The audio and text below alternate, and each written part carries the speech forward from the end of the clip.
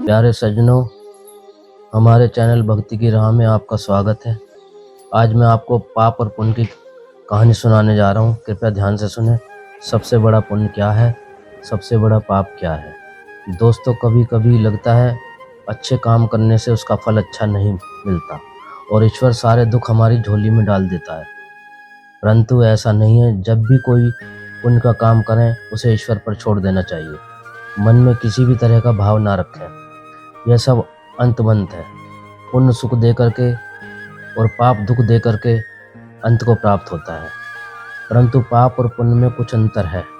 पुण्य का फल हमें नहीं चाहते, उसको अस्वीकार हम जो भी अच्छे और सच्चे कर्म करते हैं उस प्रभु को सौंप देते हैं। मन में प्रश्न उठता है, क्या ईश्वर स्वीकार करते हैं?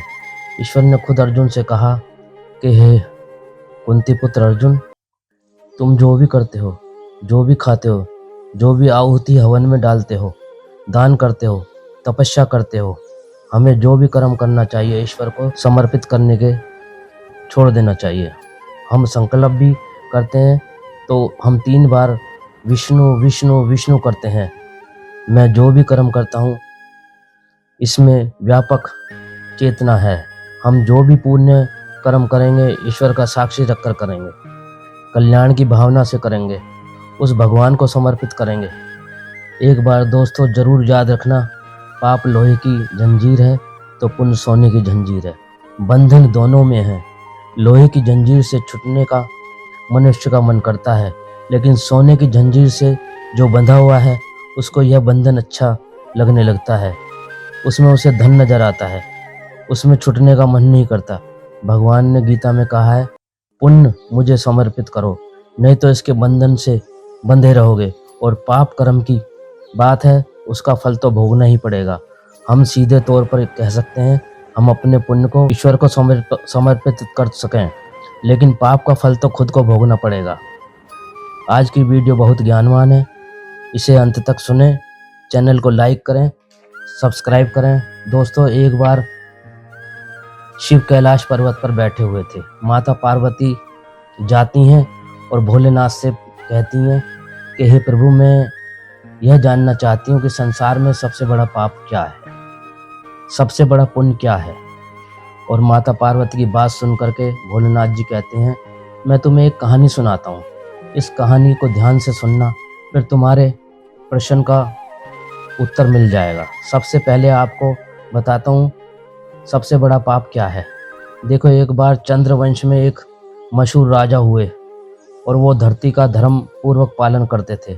उनको एक पुत्र हुआ जिसका नाम धर्मगुप्त था। फिर नंद ने राज्य की सुरक्षा की जिम्मेदारी अपने बेटे को दे दी और खुद तपस्या के लिए वन में चले गए। तो हे पार्वती, धर्मगुप्त ने अपने पिता के वन में जाने के बाद राजपाट संभाल लिया और वह धर्मों का जानने वाला और नीतियों का पालन करने वाला था।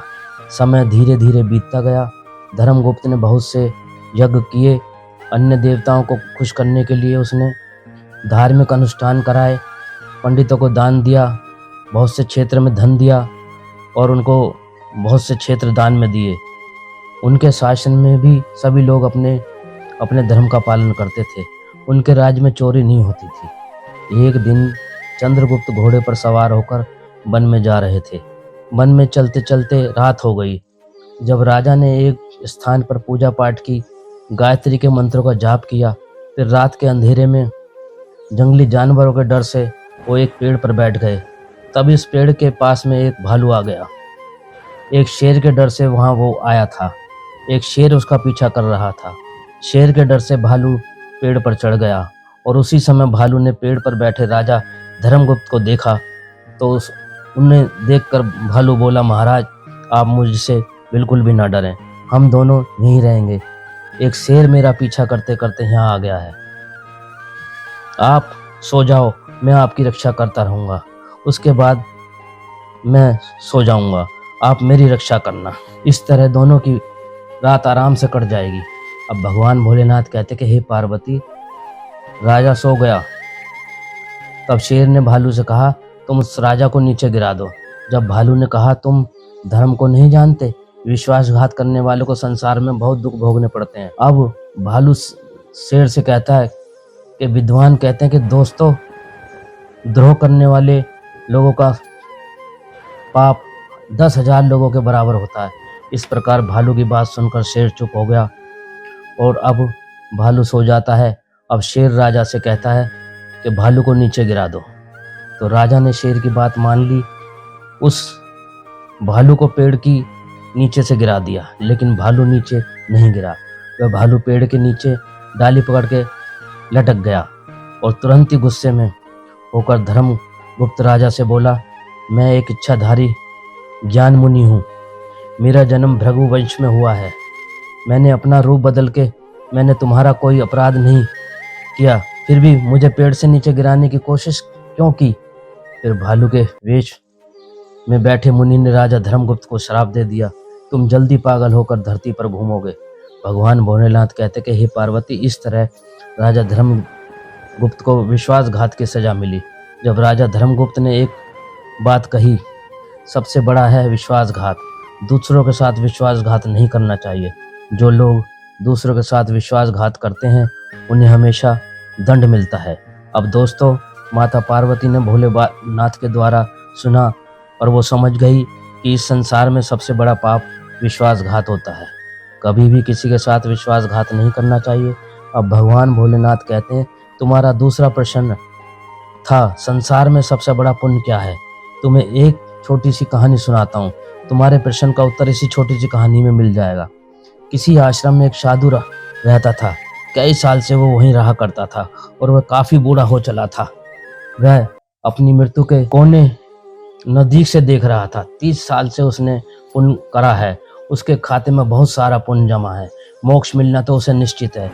एक स्त्री आती है, साधु से कहती है, अपने एक दिन के पुण्य मुझे दे दो, मेरे एक दिन के पाप ले लो, तुम प्रण कर लो। और वह औरत गायब हो जाती है। अब साधु उस औरत की बात से बहुत बेचैन होता है। इतने समय में तो स्त्री ख्याल में नहीं आई, अब स्त्री ख्याल में आने लगी। उसने अपने ख्याल को झटक दिया और ईश्वर की ध्यान में बैठ गया। भोलेनाथ कहते हैं कि हे पार्वती, स्त्री फिर से साधु के ख्याल में आई। फिर कहने लगी, एक दिन का पुण्य मुझे दे दो, एक दिन का पाप ले लो। स्त्री का चेहरा धुंधला था, पहचाना नहीं गया। वह चिंतित होने लगा।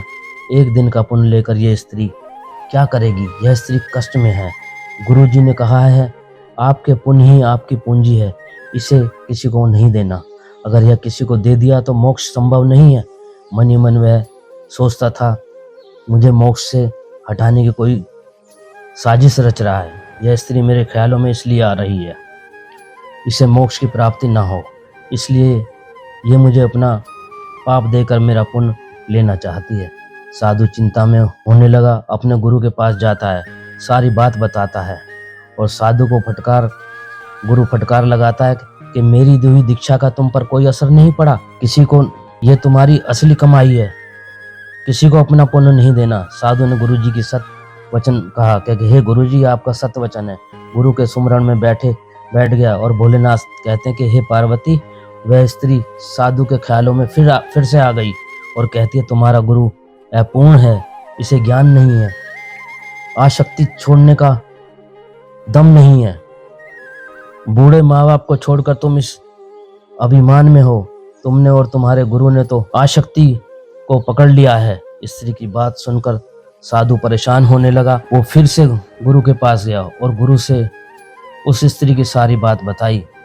तुमने अपने बूढ़े माँ बाप को छोड़ दिया और भगवान का भजन करने लगे।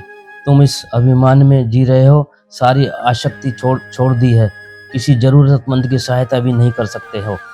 भगवान भोलेनाथ कहते कि हे पार्वती, साधु को डांटते हुए कहा, तुम नहीं जानते हो, वो स्त्री बहुत तेज है, गुरु पर संदेह करके तुम्हें पाप में ढकेलना चाहती है, इसलिए तुम्हारा एक दिन का पुण्य लेकर तुम्हारा पाप देना चाहती है। आखिरकार वह साधु अपने गुरु की बात क्यों ना माने, उसे अपने गुरु की बात माननी पड़ी। जाए तो कहाँ जाए, वो फिर से अपनी कुटी में वापस आ गया। अब रात का समय हुआ था। वो स्त्री फिर से ख्यालों में आ गई और उससे कहने लगी, इतने साल तक आत्म रहे करके तुम गुलाम बन गए हो, तुम बिना गुरु के पूछे कोई काम नहीं कर सकते। इतने साल के बाद भी तुम्हारा मन आज़ाद नहीं हुआ। तुम साफ कह सकते हो, इतने साल के बाद भी फैसला नहीं ले सकते। गुरु के ज्ञान में उलझ कर रह गए हो। मैं फिर कहती हूँ, मुझे एक दिन का पुण्य दे दो और मेरा एक दिन का पाप ले लो। मुझे किसी को मोक्ष दिलवाना है। उस स्त्री की बात सुनकर साधु दुखी हुआ। साधु मन में सोचने लगा, गुरु कहते हैं कि पुण्य किसी को मत दो, धर्म कहता है जरूरतमंद की सहायता करो। साधु बुरा फंस गया, क्या करूं? गुरु भी कोई रास्ता नहीं बता रहे हैं और उधर कोई स्त्री है, किसी को उसे मोक्ष दिलवाना है, मुझे पाप देना चाहती है, एक दिन का पुण्य लेना चाहती है। अब मैं गुरु की बात मानूं या धर्म का पालन करूं? जो जरूरतमंद की मदद करता है, भगवान भोलेनाथ कहते हैं, उसे एक उपाय उसके मन में आया, प्रभु का याद करना चाहिए, नहीं रास्ता दिखे तो।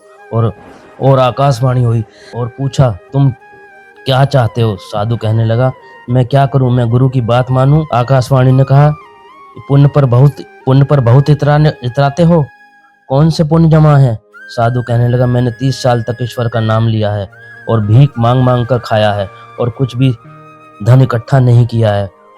त्याग को भी मैंने अपना जीवन माना है। मैंने अपने माँ बाप को भी त्याग दिया है। दूसरों का बनाया कमाया ही खाया है, जो भीख के रूप में मिलता था। तुम समझते हो कि 30 साल में मैंने इतना पुण्य कमाया है। लेकिन वाणी ने कहा, तुम्हारे खाते में पुण्य नहीं है, तुमने पुण्य जमा नहीं किया। तो भोले शंकर कहते हैं, हे पार्वती। ये वाणी की बात सुनकर साधु हैरान हो गया। हिम्मत करके साधु ने ईश्वर से पूछा, यदि मेरे खाते में पुण्य नहीं है तो वह स्त्री कौन है जो मुझसे पुण्य मांग रही है? ईश्वर ने साधु से कहा, तुम जानते हो वह स्त्री कौन है? वाणी ने कहा, तुम जानना चाहते हो? वो तुम्हारी बूढ़ी माँ है, जो तुम पाप का संसार कहकर छोड़ आए थे। अब वो साधु की आंखों में फटने लगी। नहीं प्रभु, मैं अपनी बूढ़ी माँ के विषय में कुछ नहीं जानता। मैं तो माँ को चुपचाप छोड़कर चला आया था। सुनो, जब तुम घर से निकल कर आए थे, तुम्हारी माँ तुम्हारे इंतजार में बहुत रोई थी। जब एक दिन घर में जमा धन था, वो सब खत्म हो गया, कोई कमाने वाला नहीं था, पेट भूख से व्याकुल था। फिर तुम्हारी बूढ़ी माँ ने अपने आंसू पूंछ लिए और नौकरी के लिए जगह जगह भटकती रही। इतनी पढ़ी लिखी नहीं थी, तुम तो बीच मझधार में छोड़ आए थे और किसी आश्रम में नौकरी करती, खुद को बीमारी से बचाती। जिन लोगों के बच्चे तवाब को त्याग देते हैं, कुष्ठ आश्रम में छोड़ देते हैं, आज तुम्हारी बूढ़ी माँ कुष्ठ आश्रम में बीमार लोगों की सेवा कर रही है। उस बूढ़ी के मन में चलता है, शायद मैंने कोई पाप किया होगा, इसी वजह से मेरा बेटा मुझे छोड़कर चला गया। अब ईश्वर ने कहा, तुम जानना चाहते हो कि बूढ़ी माँ तुम्हारे ख्यालों में रोज क्यों आती है और तुमसे एक दिन का पुण्य क्यों मांगती है? ईश्वर कहते हैं, तुम्हारी बूढ़ी माँ को एहसास होने लगा है कि उसका बेटा मरने वाला है, यानी तुम्हें मोक्ष मिले। और तुम्हारी माँ ने रोज अर्जी लगाई कि प्रभु, मुझे पापिन की जिंदगी किसी काम आ सके, मेरे बेटे को मोक्ष जरूर दे दो। मैंने तुम्हारी बूढ़ी माँ की प्रार्थना सुन ली। तुम्हारी माँ से कहा, अपने बेटे के लिए मोक्ष चाहती हो तो अपनी एक दिन की कमाई का एक दिन बेटे को दे दो। माँ ने मुझसे कहा, मेरे खाते में पुण्य होता मैं लगा देती, फिर भी मैंने तुम्हारी माँ से कहा, एक दिन की कमाई बेटे को दे दो, बेटे का मोक्ष हो जाएगा। तुम्हारे ख्यालों में आकर एक दिन का पुण्य मांगती थी, एक दिन का पाप देना चाहती थी। तुम नहीं जानते तुम्हारी माँ के खाते में कितने पुण्य हैं, तुम्हारे खाते में कितने पाप हैं। मैंने तुम्हारी माँ से कहा था, तुम अपने बेटे का पुण्य चाहती हो तो एक दिन का पाप मांग लो। तुम्हारी माँ को पता नहीं है उसके कितने पुण्य हैं, इसलिए एक दिन का पुण्य मांगती है और कहती है मेरे बेटे को मोक्ष मिल जाए, इसलिए तुम्हारे ख्याल में आकर एक दिन का पुण्य चाहती है। इस तरह ईश्वर साधु से कहते हैं और वह तुम्हें अपने पुण्य दे रही है। तुम ना जाने कौन से हिसाब किताब में पड़ गए थे और बूढ़ी माँ को छोड़ आए, उनके बुढ़ापे का सहारा नहीं बने, उनकी सेवा नहीं की। जिस माता पिता ने इतना बड़ा शरीर कर दिया, तुम उनको ठुकरा कर चले आए, बुढ़ापे की लाठी नहीं बने। और जब साधु बने, साधु भी ठीक से नहीं बने। तुमने कभी सोचा था तुम्हारे बिना तुम्हारी माँ बाप की हालत क्या होगी, अपने जीवन का गुजारा कैसे करते होंगे? और बात पुण्य की करते हो कि मैंने 30 साल में बहुत पुण्य इकट्ठे कर रहे हैं उधर तुम्हारे आने के बाद तुम्हारे पिता की मृत्यु हो गई। तुम्हारी माँ कुष्ठ आश्रम में गुजारा करती थी। वो आज भी बेचैन है जो तुम प्राप्त करना चाहते हो। तुम्हारी माँ यह चाहती है कि मेरे बेटे को मोक्ष की प्राप्ति हो जाए। तुम्हारी माँ को भी कुष्ठ रोग है, मृत्यु शैया पर है, लेकिन तुम्हारे लिए मोक्ष की चाह रखती है। तुम अपने मोक्ष के लिए फ्री की रोटी तोड़ करके 30 वर्ष से हिसाब किताब में पड़े हो। तुम्हारी माँ कुष्ठ रोग में होने पर भी तुम्हारे लिए मोक्ष चाहती है। अब भगवान भोलेनाथ कहते हैं कि हे पार्वती, इस प्रकार प्रभु की बात सुन करके साधु के बदन पर पसीने की धारा बहने लगी, सांस तेज होने लगी। साधु ने ऊंची आवाज में चिल्लाया, और मेरी माँ, मुझे क्षमा कर दो, मैं तेरे पास आ रहा हूँ। और वह साधु हड़बड़ा कर उठा और बैठा। माथे पर पसीना था। उसने बाहर देखा, सुबह होने को थी। उसने जल्दी अपना झोला उठाया और गुरुजी के सामने खड़ा हो गया। उसके गुरु ने कहा, आज जल्दी भिक्षा पर क्यों जा रहे हो? गुरुजी, भिक्षा के लिए नहीं जा रहा हूँ, धर्म सीखने जा रहा हूँ। आज मुझे पता चला संसार में सबसे बड़ा पुण्य क्या है। सबसे बड़ा पुण्य क्या है? अपने माँ बाप की सेवा करना, उनके बुढ़ापे में सहारा बनना। भगवान भोलेनाथ के द्वारा कहानी सुनकर पार्वती को उनके प्रश्न का उत्तर मिल गया। इस संसार में सबसे बड़ा पाप है किसी के साथ विश्वासघात करना, और सबसे बड़ा पुण्य है माँ बाप के चरणों की सेवा करना, उनके बुढ़ापे का सहारा बनना। स्वर्ग का रास्ता छोड़ दो। क्या पाप है, क्या पुण्य है, किसी का दिल मत दुखाओ, बाकी सब ईश्वर पर छोड़ दो। बोलो जय श्री राम।